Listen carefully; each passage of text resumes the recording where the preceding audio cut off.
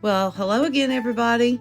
We're still in the shadow of the Smoky Mountains in Jefferson County, Tennessee. So come along with us and let's see where we're at today.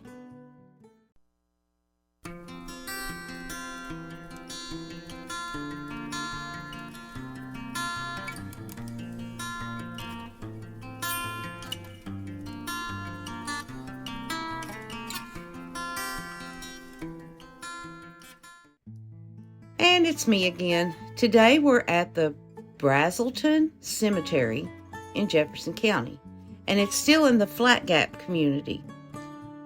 So if you guys are within Jefferson County, you may know where that's at. As you can see from the photo, this cemetery is overgrown with finca, or I call it creeping myrtle. And from what I have found in my discoveries, that anytime you see this plant, it was meant for killing weeds. It would smother out the weeds. And so, yes, they planted it. It's not a native of America. It was planted for that very reason in cemeteries, to smother out weeds. So good resource right there. And years ago, people, they brought it over, they'd plant it. So anytime you see that stuff, it's very aggressive. So here's another picture of the cemetery. And you can see some of the old fence posts that surrounds the cemetery. I love it. And in this picture, you can see a sign that was put up by someone of the trees. It's believed that the cemetery was established probably around 1800, though it was a gift of land by General William Brazelton. So see, Jefferson County, you guys got a lot of history. The map shows the cemeteries northwest of Dandridge and north of Interstate 40 in the Flat Gap community once again. They are 66 people buried here. So let's go ahead and get started. This will be a little bit longer. I'll try to hurry through though. We have Henry Baker, 1842 to 1901. And the picture shows what's left of his headstone. Henry served as a corporal in Company K of the 1st United States Colored Heavy Artillery in the Union Army during the Civil War. Now, the regiment was formed in Knoxville, Tennessee, and we believe this is an actual picture of part of the regiment when it was still in Knoxville. And this is a photo of Henry's mustard sheet. It lists his complexion as yellow. Now, I'm just wondering if he may have been part Indian, Oriental. I don't know. Was he part, I don't know. But yeah, that's kind of odd. Then next we have Jacob Brazelton, 1770, early settler, 1852. He was born in Guilford County, North Carolina. We've had a lot of people in there come from there. Next is William Brazelton, the 4th, 1831 to 1869, and he served as Tennessee State Representative from 1857 to 1861. So there's a pretty famous guy. William was a colonel in the 1st Tennessee Cavalry Regiment in the Confederate Army during the Civil War. Now, he was captured by the Union forces on March the 7th of 1865 in New Market, Tennessee. He was indicted for treason and for robberies his men committed during the war. Now, after the war, he was acquitted of the robbery charges and pardoned by President Andrew Johnson on the treason charge. There you go. There's another piece of awesome history that you probably didn't even know. And if you live in that area, you pass by it every day. Now we have William Marion Brazelton, early settler, 1736 to 1827. And William was actually born in Frederick County, Maryland. Now, William served in the battle, the American Revolutionary War in the Battle of Kings Mountain in 1780 as a private. Next, we have A.J. Brooks. We have no dates for this person. Sarah J. Brooks, 1821 to 1909.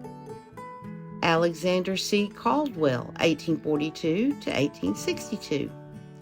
And Alexander served as a private in Company F of the 3rd Tennessee Infantry in the Union Army during the Civil War. He died while he was stationed in Cumberland Gap, Tennessee, and that's where we're from. He is actually buried in the Knoxville National Cemetery. Moving on, we have Nancy B. Newman Curtnett, 1819 to 1881. That's a new surname for me. Curtnett or Cutnett, I don't know. And we have her son William Nelson Curtnett, 1860 to 1906. He was born in Jefferson County, Tennessee. So he lived and died there. Now we have Alpha M. Douglas. We have no birth date for her, but we do know she passed away around 1891. And we believe that her husband is next to her is Joseph N. Douglas, 1836 to 1865. And we know that Joseph served in Company B of the 9th Tennessee Cavalry in the Union Army during the Civil War, but we don't have a picture of his grave. Next, we have Martha L. Elmore Douglas, 1838 to 1902, and her husband, Matthew D. Douglas, 1832 to 1883. They share the same obelisk. Moving on, we have Alexander C. Elmore, 1843 to 1864. And the only information we have on him is that we know he was born in Tennessee, somewhere. So now we have Margaret Gibson, 1807 to 1848. Elizabeth Glenn, 1870 to 1914, with her husband Jake M. Glenn, 1857 to 1895. Notice the finger-carved headstone pointing up. I love the carvings on the headstones. And we have William A. Glenn, 1826 to 1895. We know this William was born in South Carolina. Now, moving on, we have Rufus Manley Graham. He was born in February of 1901 and passed away the following July. The little fella was just almost 5 months old. We have Elizabeth Jane Brooks Green, 1832 to 1917. Notice how the tree's grown in front of her headstone. And now here's her son, Jonathan Jackson Green, 1869 to 1885. Margaret S. Green, 1823 to 1908. James G. Hinchy, 1844 to 1906. James was born in Wilkes County, North Carolina. He served in the Union Army, but we don't know which regiment that he served under. Moving on, we have Sally R. Hudson, 1846 to 1882. Catherine M. Newman Johnson, they called her Katie, 1817 to 1885. J. M. Lockhart, 1879 to 1896. Catherine Murrin, 1826 to 1846.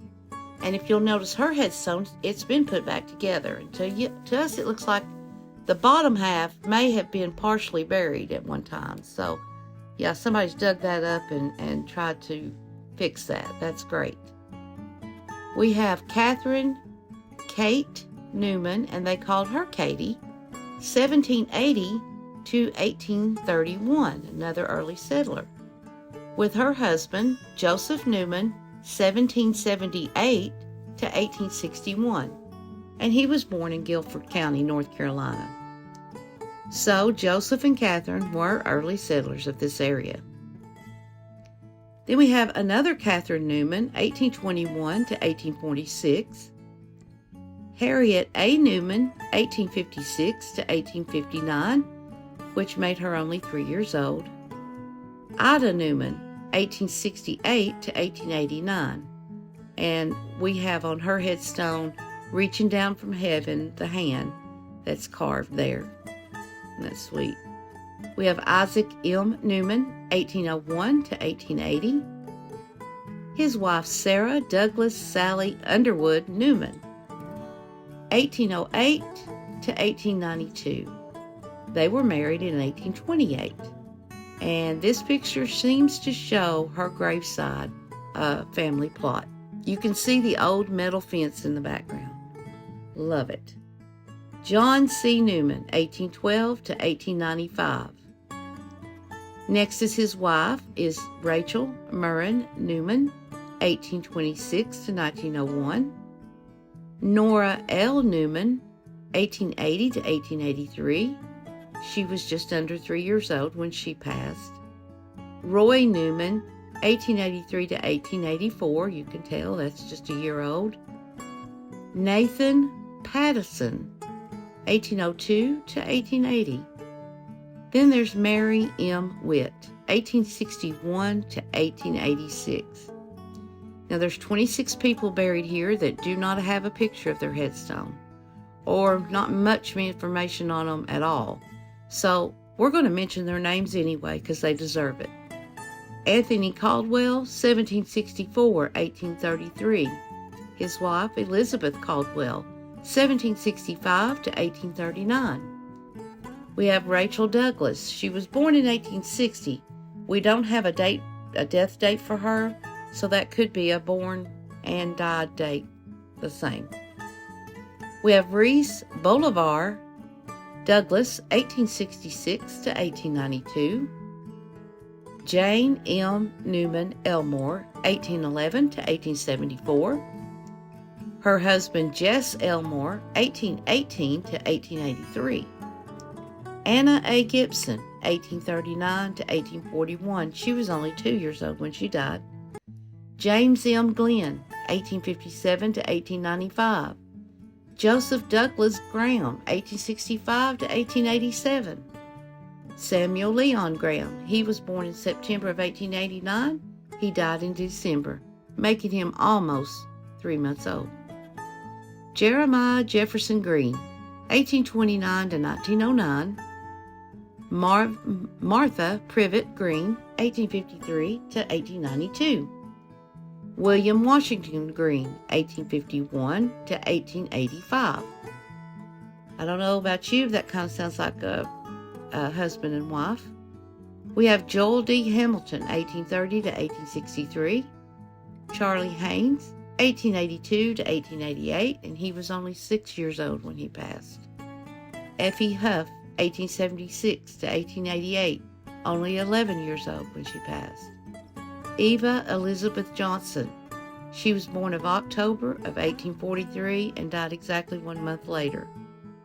We have an infant child of the Johnson family that was born on Christmas Eve of 1840 and passed away the next day. Joel Johnson, 1815 to 1890. Thomas N. Johnson, 1856 to 1862. He was just 6 years old when he passed. Opal Lockhart, born and died 1902. Rebecca Ann Hinchy Lockhart, 1867 to 1902. William Moore, 1839 to 1861. William Branner Newman, Rachel Branner Newman. She was born in 1810, but we could not find a death date for her. And the last person is Margaret Underwood. We do not have a birth date, but we know she passed in 1860. And this will wrap up our look at the Brazelton Cemetery of Jefferson County. Now, we're going to move on next week with a new area. And I just want to thank all of Jefferson County for watching these videos, subscribing. You guys have quite a bit of history in your area. And I'm sure there's more that's tucked away deep in the woods or, grown up and forgotten about that, if we find them absolutely, we will bring them and do a video on them. This one, we didn't have a lot of pictures of headstones, but we still wanted to mention their names. We hope that you like watching our channel. Thanks for subscribing and sharing and getting the word out. And like I said, now, we're still going to be in the Smoky Mountains next week, but we have found an awesome cemetery. And just wait and see where we're at. So, thank you guys again, and God bless. See you later.